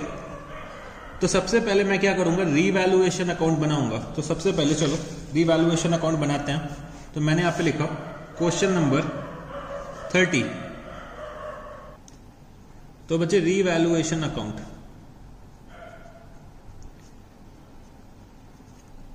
तो बच्चे रीवैल्यूएशन अकाउंट को हम लोग डेबिट करेंगे अगर मेरे को दुख होगा और हम लोग क्रेडिट करेंगे अगर हमें क्या होगा, खुशी होगी, ठीक है जी। तो मेरे को रीवैल्यूएशन से रिलेटेड क्या क्या एडजस्टमेंट्स दे रखे हुए हैं। तो बच्चे एक तो मेरे को दे रखा हुआ है land and building be appreciated by 10%। तो मैंने यहां पे लिखा by land and building, by land and building account 10% से अप्रिशिएट करना है मेरे को लैंड एंड बिल्डिंग को। तो मेरे को वैल्यू दे रखी है 15,000 रुपीज और 15,000 का अगर मैं 10% निकालता हूं तो ये कितना आ जाएगा, 1,500 रुपीज, ठीक है जी। तो लैंड एंड बिल्डिंग को मेरे को अप्रिशिएट करना था। फिर दे रखा है provision for doubtful debts is no longer necessary since all the debtors are considered good. तो बच्चे जो हम लोगों ने प्रोविजंस बना रखे थे उसको मेरे को क्या करना है, अब रिवर्स करना है। तो जब कभी भी हम लोग प्रोविजंस क्रिएट करते थे तब बच्चे हम लोग रिवैल्यूएशन अकाउंट को डेबिट करते थे। अब मेरे को रिवर्सल करना है, तो मैं यहाँ पे क्या करूंगा, प्रोविजन फॉर डाउटफुल डेब्ट्स को रिवैल्यूएशन अकाउंट में क्रेडिट कर दूंगा। तो by provision for doubtful debts 105। फिर मेरे को दे रखा है that the stock be appreciated by 20%। तो बच्चे हमें स्टॉक को अप्रिशिएट करना है 20% से, तो मैंने यहां लिखा बाय स्टॉक अकाउंट। और बच्चे मेरे को 20% से अप्रिशिएट करना है, मेरे को वैल्यू दे रखी है 4,800। तो 4,800 का अगर हम लोग 20% निकालते हैं तो ये कितना आ जाएगा, 960 रुपीज। तो 960 रुपीज मैंने यहाँ पे लिख दिया। तो बच्चे मेरे को रीवैल्यूएशन से रिलेटेड यही सब एडजस्टमेंट्स दे रखी थी, तो मेरे पास इतनी एडजस्टमेंट थी, तो मैंने सारी की सारी एडजस्टमेंट्स रीवैल्यूएशन अकाउंट में लिख लिया। तो चलो अब देखते हैं कि रीवैल्यूएशन का कितना प्रॉफिट निकल के आएगा। तो अगर मैं टोटल करता हूं तो टोटल इसका आ जाएगा 1,500 प्लस 105 प्लस 960, तो ये टोटल आ रहा है 2,565। यहां का भी टोटल 2,565 आएगा और रिवैल्यूएशन का प्रॉफिट भी 2,565 आएगा। तो ये मेरे को ओल्ड पार्टनर्स में डिस्ट्रीब्यूट करना है इन देयर ओल्ड रेशियो। तो 2x capital account, 2y capital account, 2z capital account. इनका प्रॉफिट शेयरिंग रेशियो मेरे को दे रखा हुआ है 4:3:2। तो 4/9, 3/9 और बच्चे 2/9। तो 2,565 को मेरे को डिस्ट्रीब्यूट करना है 4:3:2 के रेशियो में, तो z का शेयर हो जाएगा 285, y का शेयर हो जाएगा 855 और x का शेयर हो जाएगा 1140। तो शायद बच्चे मैंने z का शेयर गलत लिख दिया है, ये होएगा 570, तो इसको सही कर लेना, ठीक है जी। तो रीवैल्यूएशन का प्रॉफिट मैंने निकाल लिया है। अब मेरे को पार्टनर्स के कैपिटल अकाउंट बनाने हैं, तो मैंने यहां पे लिखा कैपिटल अकाउंट। तो मेरे यहां पे 3 पार्टनर हैं, X, Y and Z, X, Y and Z. तो मेरे यहां पे 3 पार्टनर्स हैं, एक्स, वाई एंड जेड। तो मेरे को तीनों पार्टनर्स का कैपिटल अकाउंट बनाना है। तो चलो फटाफट से फॉर्मेट आप लोग ड्रॉ कर लो, फिर हम लोग स्टार्ट करते हैं।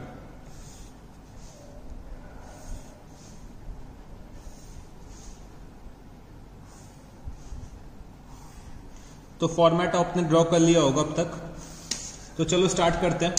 तो सबसे पहले मैं यहां पे एक्स, वाई और जेड के ओपनिंग बैलेंसेस लिख दूंगा।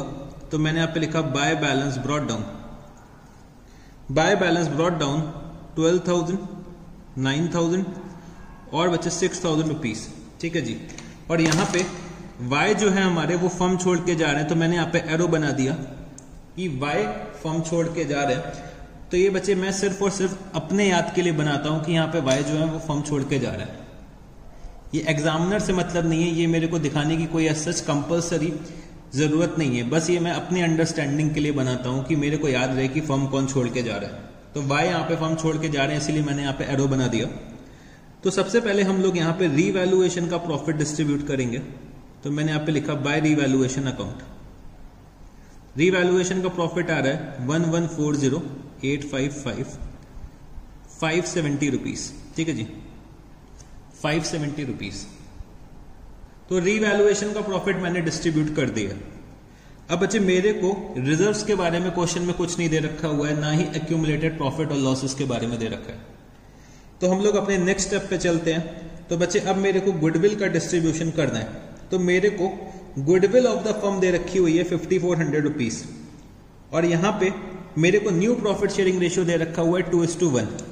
तो मेरे को गेनिंग रेशियो निकालना पड़ेगा। तो चलो वर्किंग नोट पे चलते हैं। तो मैंने यहां पे लिखा working note,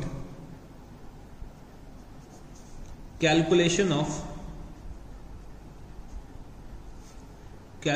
of gain oblique sacrifice.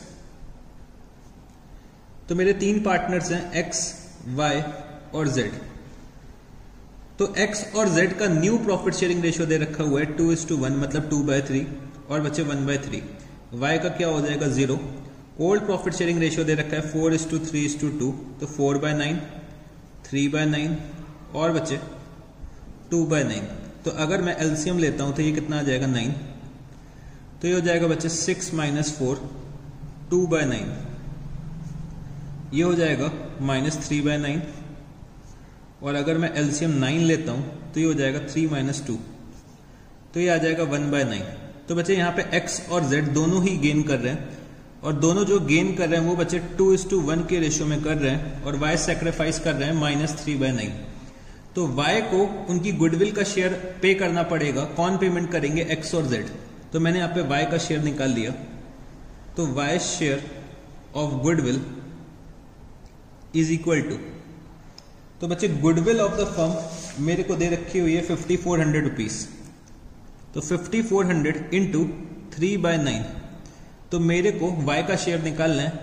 तो y का शेयर आ जाएगा 1,800 रुपीज। तो 1,800 का पेमेंट y को मिलेगा, और कौन पे करेगा? x और z in the ratio of 2:1। तो चलो अब हम लोग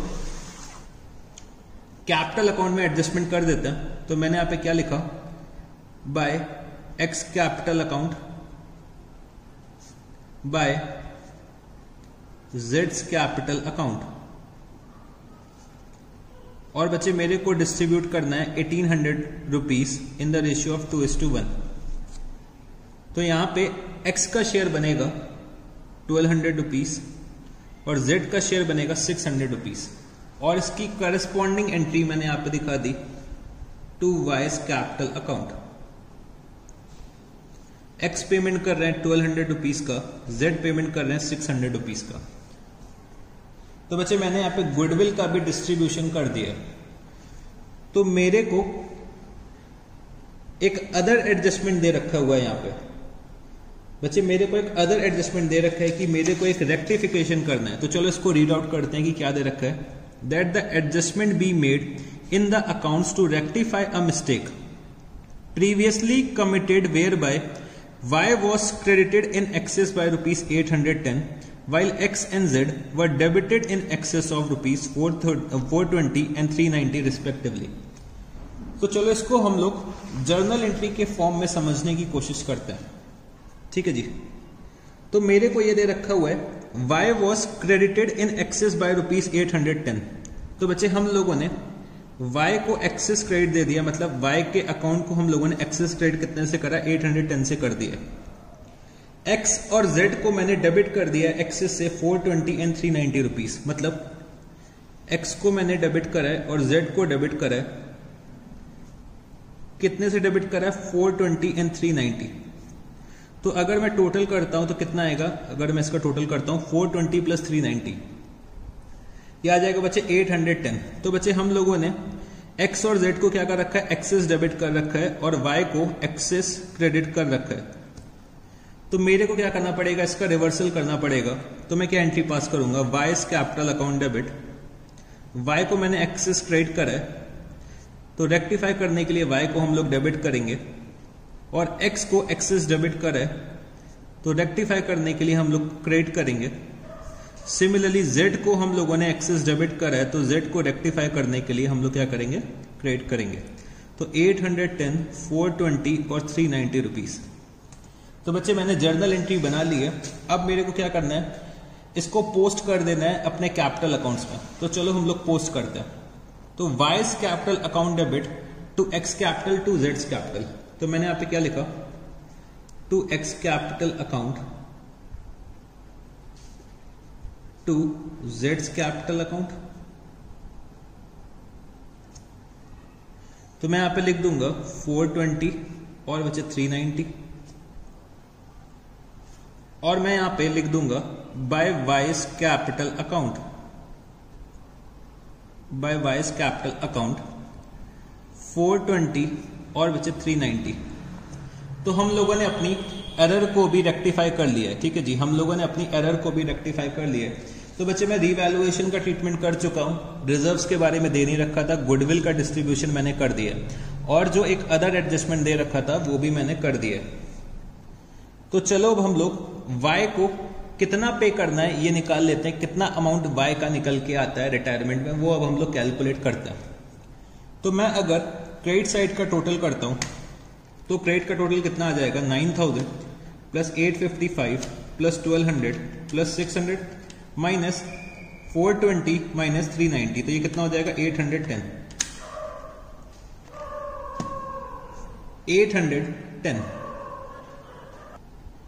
तो बच्चे Y का पेमेंट जो निकल रहा है वो है 10,845 रुपीज।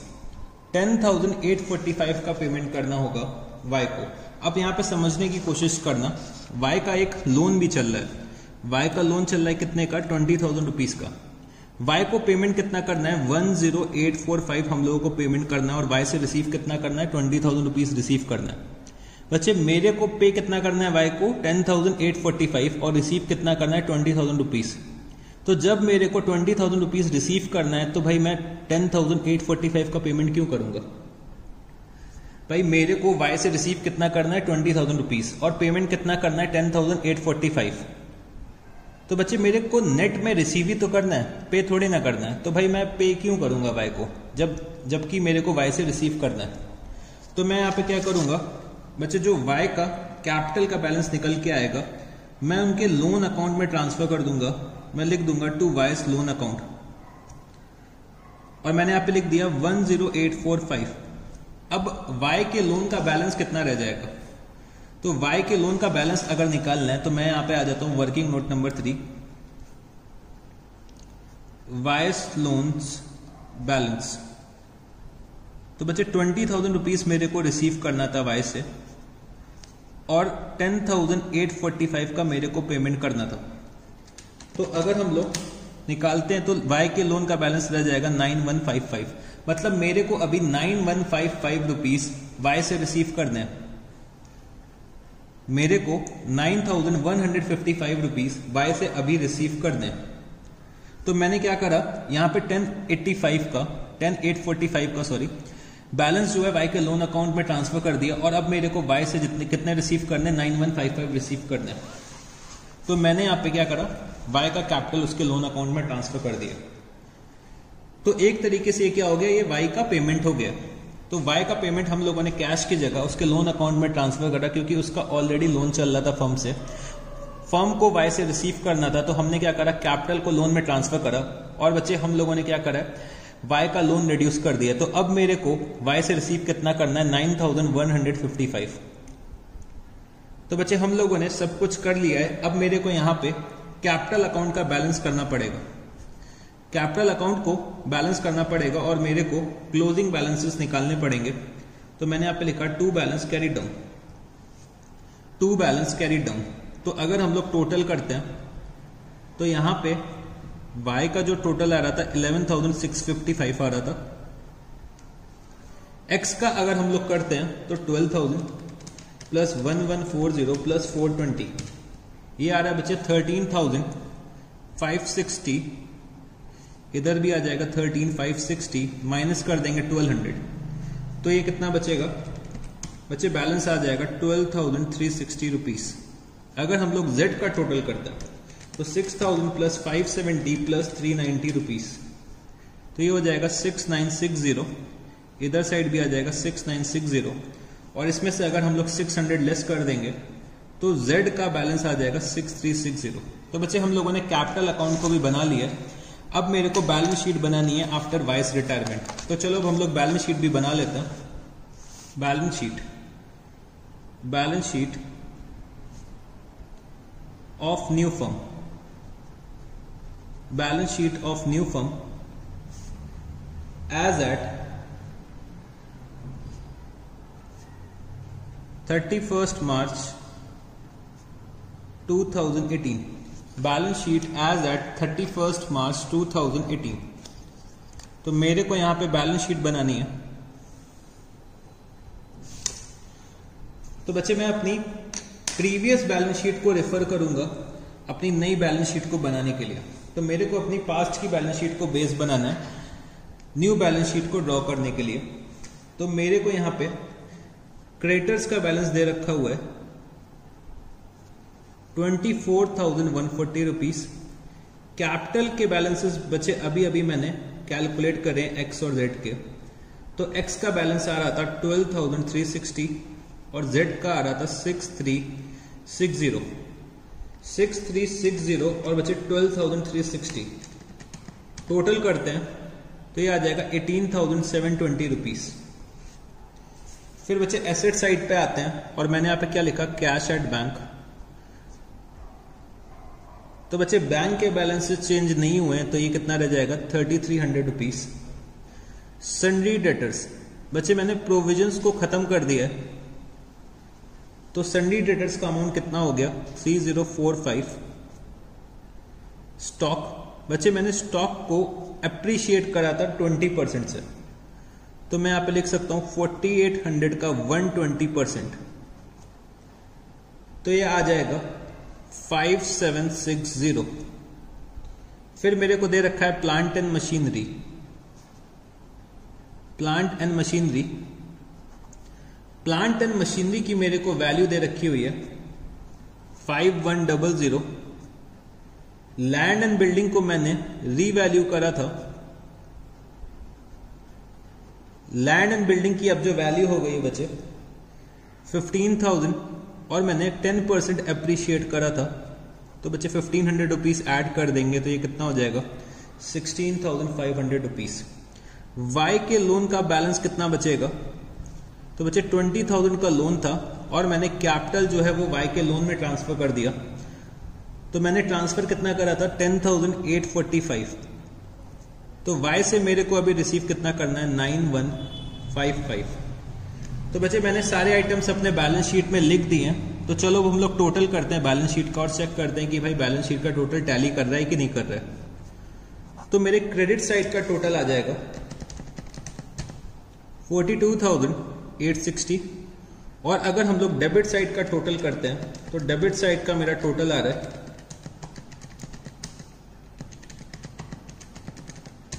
डेबिट साइड का टोटल आ रहा है 42860, मतलब एसेट साइड का टोटल आ रहा है 42860 और मेरे लाइबिलिटी साइड का भी टोटल आ रहा है 42860। तो बच्चे अगर हम लोगों ने सब कुछ सही कर रखा है तो हमारा जो बैलेंस शीट का टोटल है वो एक ही बार में टैली कर जाएगा। तो हम लोगों ने यहाँ पे क्वेश्चन नंबर 30 भी कंप्लीट कर लिया।